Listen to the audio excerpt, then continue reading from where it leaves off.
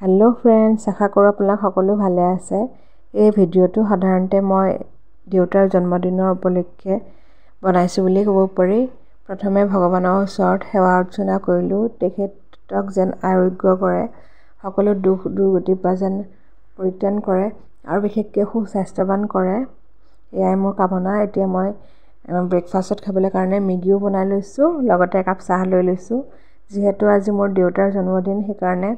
মই কেক এটা বনাম বুলি ভাবিছো ঘৰত ইতিমধ্যে পায়স বনালেই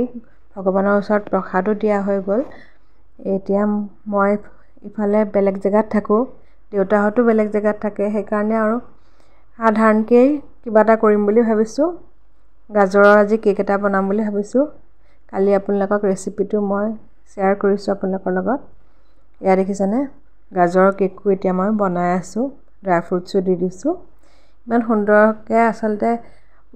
বনোৱা হৈ গৈছে নহয় আৰু কেকটো সাধাৰণতে বাৰ্থডে বুলি ক'লে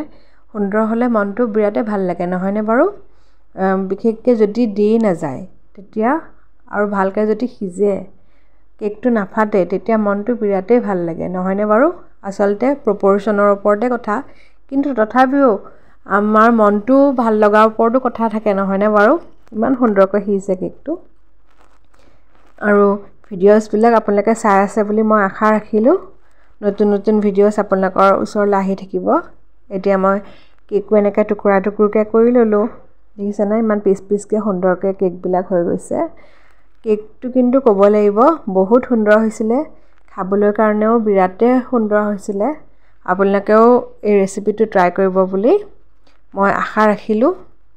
এয়া দেখিছেনে বাৰু কিমান সুন্দৰকৈ কেক পিচ পিচ হৈছে যিমান সফট হৈছে নহয় আৰু ইমান স্পঞ্জি হৈছে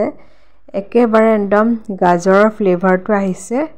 আসলতে বিৰাটে খাই ভাল লাগিছিলে এতিয়া আবেলি সময়ত ভাবিলো আজি ৰেষ্টুৰেণ্টতে খাওঁ আজি পিছে মই ট্ৰিটটো মইহে দিছো দেই যেহেতু দেউতাৰ জন্মদিন সেইকাৰণে মই ট্ৰিট দিম বুলি ভাবিলো এতিয়া নিজেও খাইছো হাজবেণ্ডকো খুৱাইছো ইফালে ল'ৰাকো খুৱাইছো মই এয়া চিকেন ড্ৰামষ্টিক খাইছো মানে যে আসলে খাই ভাল লাগে নহয়নে বাৰু দেউতাৰ জন্মদিন কিন্তু মইহে খাইছো বুলি ক'ব পাৰি আমিহে খাইছো আসলতে খোৱাটোৱে কথা নহয়নে বাৰু ল'ৰাটোৰ কাৰণে এয়া ফ্ৰেঞ্চ ফ্ৰাই লৈছো লগতে সেয়া নান লৈ লৈছো বিশেষকৈ আৰু এয়া গ্ৰেভি চেভি থাক দিয়া নাই আৰু গ্ৰেভি ভিতৰত লৈছো মিঠি মলাই মুৰ্গ আৰু এয়া খাবলৈ লৈ লৈছো ইমানে টেষ্টি আছিলে নহয় মোক কওঁতেই আসলে মুখৰ পানী ওলাই গৈছে জানানে বেলেগ ধৰণৰ টেষ্টি আছিলে আৰু আসলে লগতে পিয়াজ এক টুকুৰা লৈ লৈছো কিমানে যে আসলে খাবলৈ ভাল লাগিছে নহয় ক'বলৈ বাকিয়ে নাই জানানে বহুত টেষ্টি আছিলে এতিয়া মই খাইও আছো আসলতে বাৰ্থডে বুলি ক'লে আসলে খোৱাই যায় নহয়নে বাৰু আজিৰ কাৰণে আহিছো